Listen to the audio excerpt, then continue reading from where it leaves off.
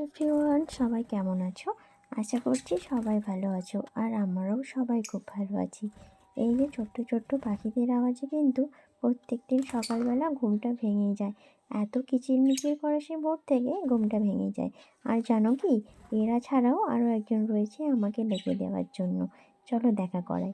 এই যে ছোট্ট সোনামাটা প্রত্যেক দিন সবার আগে উঠে পড়ে বাপির সাথে, যেহেতু বাপি 2:30-3টার সময় উঠে দেউলিয়া যায়। তো সেই সময় উঠে চারিদিক ঘুরে বেড়ায়, আর সকাল হলেই যদি দেখছে দিদিভাই ওঠেনি তো আমাকে গিয়ে 2 হাত ধরে ডাকবে। তো সকালের শীতের সকালটা বেশ ভালো লাগছিল। তো চলো কিছু কাজ করে নিই। আমি আমার রুমে এসেছি, মানে আমি আর আমার বোনই যেই রুমে ঘুমোই। তো বিছানার সমস্ত কিছু গুছিয়ে নিয়েছি, ভালো করে পরিষ্কার করে ঝেড়ে তারপর এই জিনিসপত্রগুলো রয়েছে টুকটাক একটু কাজ করে মোছামুছি করে নেব। আরও অনেক কাজ থাকে সারাদিন। তো আজকে পুরো ভিডিওটা দেখতে থাকো, আমি সারাদিন কী করছি সেইটাই তোমাদের সাথে একটু ছোট্ট করে শেয়ার করলাম। আর হ্যাঁ, কে কোথা থেকে আমার ভিডিও দেখছো সেটা কিন্তু কমেন্টে অবশ্যই জানিও। আর আমার ভিডিও কেমন লাগছে সেটা জানাতেও ভুলো না। তো তারপর এসেছি মায়েদের রুমে, মায়েদের রুমটাও পরিষ্কার করে নেব। পরিষ্কার বলতে যেমন প্রত্যেকদিন সকালের বিছানা গুছিয়ে ঝাড়া হয়, একটু মোছামুছি করা হয়, সেই সবই। তো মা এখন মুড়ি মাখিয়ে দিয়েছিল, কি করছিস তোরা? সেটা দিয়ে সব একটু শসা দিয়ে পেয়ারাগুলোকে তরকারি কুচি দিয়ে মুড়ি কুচি খেলাম। করেছে, বাপি দানা দিয়েছে খাচ্ছে না, বিস্কিট দিয়েছিলাম সেগুলো খেয়ে নিয়েছিস, আর সবগুলোকে কুচি কুচি করেছিস, গোটা মুখে মেখেছিস। দেখ, বাপি এসে স্নান করাবে তোদের। ওদের সাথে কথা বললাম, কিছু কাজ ছিল সেগুলোও করে আজকের দুপুরে ভাতে মানে লাঞ্চে ছিল মেনুতে আমাদের মোরলা মাছ, মূলা, পেঁয়াজ দিয়ে বিনস ভাজা, আর ওদিকে ছিল শিম ভাতে। আর এখানে আমাদের গাছের বেগুন তো হতেই আছে, বেগুন হওয়া কিন্তু বন্ধ হচ্ছে না। বেগুন, আলু, মোরলা মাছ দিয়ে তরকারি করেছিল। প্রত্যেকটা রান্নায় মাই করে। তো আমি যখন বাড়িতে থাকি আমি করি, তো মা যখন থাকে বাড়িতে আমি আর রান্না করি না। তো খাওয়া দাওয়া পর্ব শেষ করে এখন এসেছি তোজো সোনার সঙ্গে একটু খেলতে। ও সারাদিন কাজ করে, আমাদের সাথে একটু ঘোরাফেরা করে, তবে কি জানো, ওকে স্নান করিয়ে দিলে ও কিন্তু আর বাড়ির বাইরে বেরোবে না।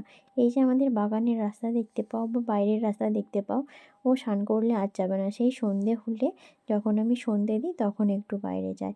এখন ওর সাথে একটু খেলা করতে হবে, ওর খেলা করলে ওদের মন খুব ভালো থাকে। তবে ওর সঙ্গে সারাদিনই যখন যাই কাজ করি না কেন, ওর সাথে কিন্তু লাগতে ভুলি না। এই দেখো দাঁত দেখাচ্ছে সবাইকে।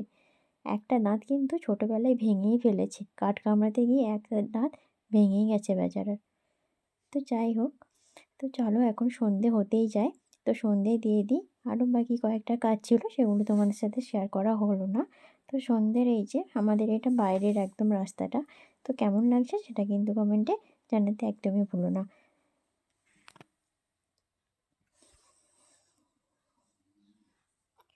তো চলো এখন ঠাকুর ঘরে তোমাদের সাথে একটু শেয়ার করি। এই যে সকালে মাকে সব গুছিয়ে দিয়েছিলাম, মা পুজো করেছে, আর আমি এই সন্ধেবেলা সন্ধেটা দিয়ে নিয়েছি। তো চলো, ঠাকুরগুলোর ফুলগুলো এখনও তাজা রয়েছে, কারণ শীতকাল তো। আর শীতকালে কি বলো তো, ফুলগুলো একদম ঝিমিয়ে পড়ে না, একদম টুসটুসে থাকে, তাই জন্য ফুলগুলো আর সরায়নি। মা সকালে ঠাকুরকে সাজিয়ে নকুলদানা দিয়ে প্রসাদ দিয়েছে। আর এই যে আমাদের গোপু সোনাকে দোলায় বসিয়ে দিয়েছি।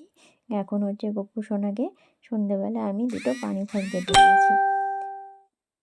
ওকে রোজই কিছু না কিছু দেওয়া, মানে প্রত্যেক দিনই সন্ধ্যেবেলা ফল বা একটু নাড়ু বা বিস্কিট, চকলেট এরকমই কিছু দেওয়া হয়। আর এই যে আমাদের ছোট্ট ঠাকুরঘর, তোমাদের সাথে একদিন পুরোটা শেয়ার করব।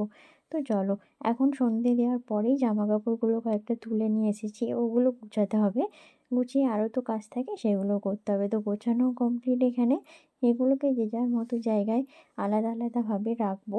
তারপরে আমাকে আবার আমার নিজের পড়াশোনা করতে হবে। সারাদিন টুকটাক কাজ করার পর সন্ধ্যেবেলা পড়াশোনাটা অবশ্যই করতে হয়, কারণ যেটা মানুষের ইচ্ছে সেটা করাটা অবশ্যই দরকার।